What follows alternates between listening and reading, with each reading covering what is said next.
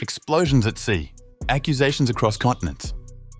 Colombia says Washington bombed its citizens, not Venezuelans. The White House calls it baseless. Trump calls it an act of kindness. The Caribbean, once calm and blue, now trembles with diplomacy and danger. From Bogotá to Washington, a new war zone has opened, and the world is watching.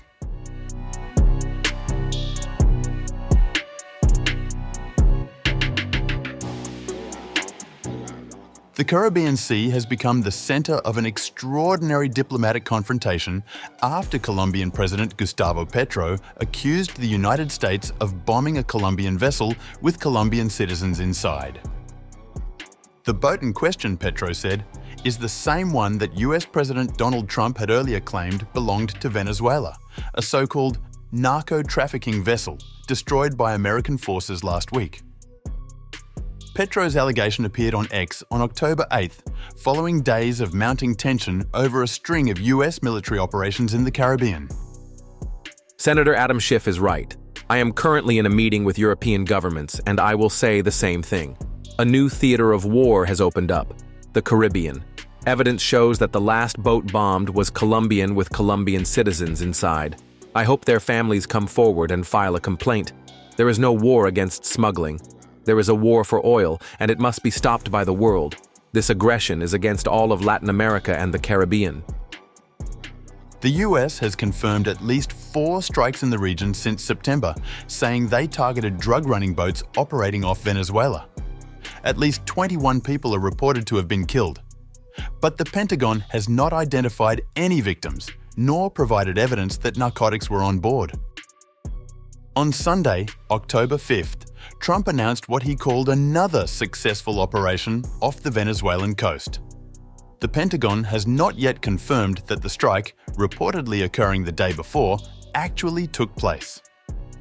In Brussels the next day, on October 9th, Petro repeated his charge during the European Union's second Global Gateway Forum, using unusually sharp language against Washington. Today, the reality is that the United States wants to isolate itself and is carrying out military aggression in the Caribbean.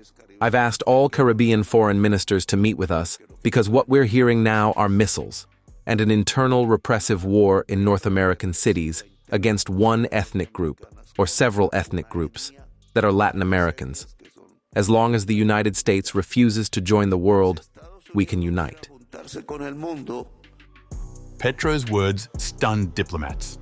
The White House quickly rebuffed his claim, calling it baseless and reprehensible and urging him to publicly retract the statement. A White House official was quoted by Reuters saying, "The United States looks forward to President Petro publicly retracting his baseless and reprehensible statement so that we can return to a productive dialogue on building a strong, prosperous future for the people of the United States and Colombia." The official added that Colombia remains an essential strategic partner despite policy differences, and that the two nations continue to share priorities such as regional security and stability. Both the Pentagon and State Department declined to comment directly on Petro's statement. If verified, Petro's allegation would bring Colombia, a longtime US ally in anti-drug operations, into the heart of a controversial campaign that had so far targeted only Venezuelan vessels.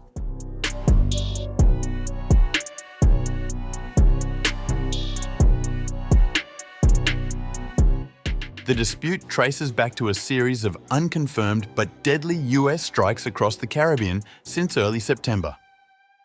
The Trump administration says the missions are part of an expanded war on narco-terrorism conducted in international waters to stop the flow of drugs into the United States. Legal scholars, however, say the operations blur the boundaries of international law. No war has been declared. Congress has not approved the use of force. And yet, according to internal memos leaked earlier this month, the Trump administration now considers itself in a non-international armed conflict with the cartels, a classification that permits wartime powers, including targeted killings. In Washington, that justification is under fire. Democratic Senators Adam Schiff and Tim Kaine introduced a resolution this week requiring Trump to seek congressional authorization for such strikes. The measure failed narrowly, 48 to 51, after Republican Rand Paul broke with his party to support it. Paul said on the Senate floor, "The people bombed to smithereens were guilty, right? If anyone gave a you-know-what about justice, perhaps those in charge of deciding whom to kill might let us know their names, present proof of their guilt, show evidence of their crimes. The administration has maintained that the people that they blew to smithereens were members of a gang, members of Tren de Aragua, and therefore narco-terrorists. Why? Because we say so.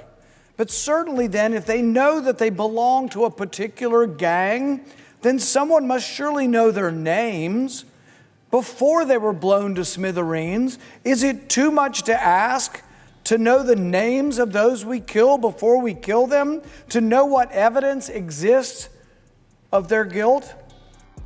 The US Attorney General Pam Bondi declined to say whether her department reviewed the legality of the operations, further fueling debate about whether the president is acting without proper oversight.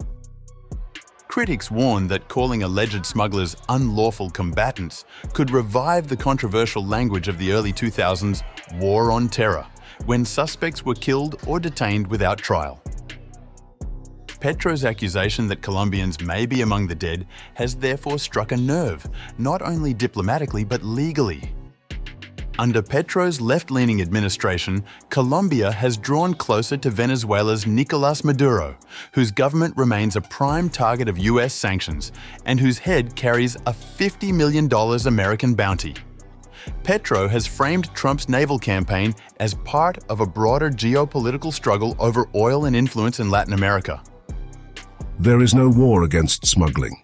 There is a war for oil, and it must be stopped," Petro said earlier this week.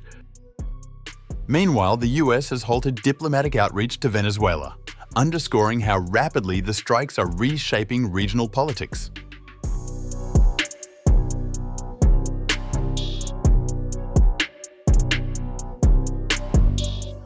The Colombian presidency has not released additional details or clarified whether any citizens are confirmed missing at sea. In Brussels, Petro told European leaders that the US was isolating itself through force rather than diplomacy. He urged Caribbean nations to convene urgently and form a collective response to what he called military aggression. Trump, by contrast, has celebrated the strikes as moral acts of defense. Speaking at a naval anniversary ceremony in Virginia, he declared, "Every one of those boats is responsible for the death of 25,000 American people. So when you think of it that way, what we're doing is actually an act of kindness." Supporters in Congress call the operations decisive and necessary to dismantle violent cartels. Detractors say the campaign is legally dubious, strategically reckless, and dangerously opaque. International law experts warn that classifying drug runners as combatants could expose the United States to accusations of extrajudicial killings, especially if Petro's claim proves true. The question of whether Colombian citizens were aboard the destroyed vessel now hangs over both governments. For Colombia, confirmation would mark a national tragedy and a rupture in decades of counter-narcotics cooperation with Washington. For the United States, it would cast a shadow over a campaign already drawing criticism at home and abroad.